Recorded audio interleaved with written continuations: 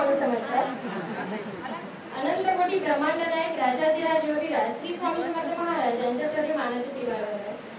तसेच परमपूज्य कुडले महाराज तसेच आपल्या सर्वांचे सर्वेसर्वा परमपूज्य स्वामी रूपाने परमपूज्य गुरुमाऊली यांच्याकडे मानाचे दिवार आहे। तसेच या कोपरगाव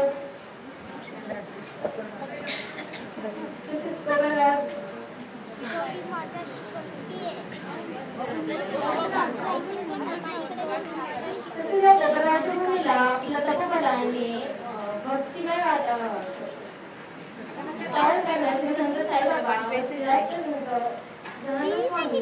महाराज यांच्या चरणमानाचे किवाड आहे।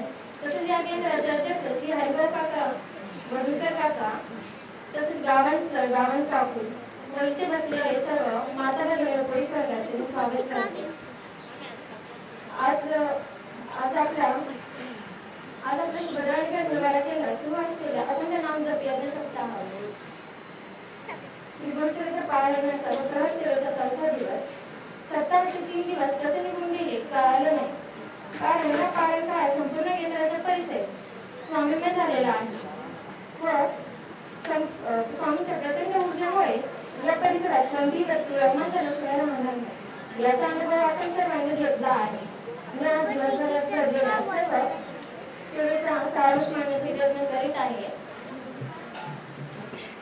आज पारायणाचा चतुर्थ दिनाची सुरुवात सकाळच्या भुपाळी आरतीने झाली। त्यानंतर 10:30च्या आरतीने शिकली। मुख्य स्वाहाकार व माता भगवतीची उच्च कोटीची सेवा आपल्या सर्वांनी रुजू केली। या पवित्र ग्रंथाचे हरमुक्त पारायण श्री दुर्गा सप्तशती या पवित्र ग्रंथाने झाले।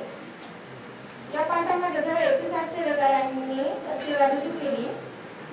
आपली सेवा माता भगवतीच्या चरणी रुजू केली। या चरणी यागाचे महत्त्व जवळ वर्णन करावे पडले।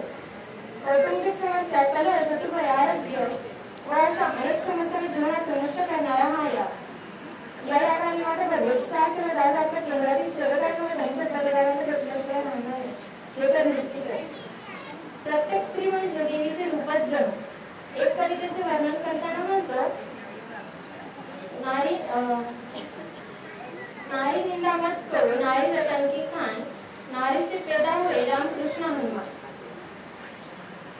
या यागानंतर सायंकाळी औदुंबर प्रदक्षिणा आनंदमय वातावरणात दत्तगुरूंच्या नामघोषात संपन्न झाल्या।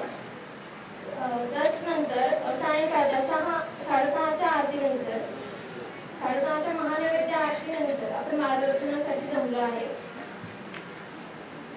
आजच्या या चौथ्या दिवशी आपल्याला मार्गदर्शन करणारे मार्गदर्शक आपल्याच केंद्राचे सेवेकरी श्री उमेश भाडे सर हे आहेत। सर शिक्षक असून ते शिक्षण संस्थेच्या एका शाखेत कार्यरत आहेत। तर मी त्यांना सर्वांना विनंती करते की आपण उपस्थित सेवेकरांची विनंती करावी। श्री स्वामी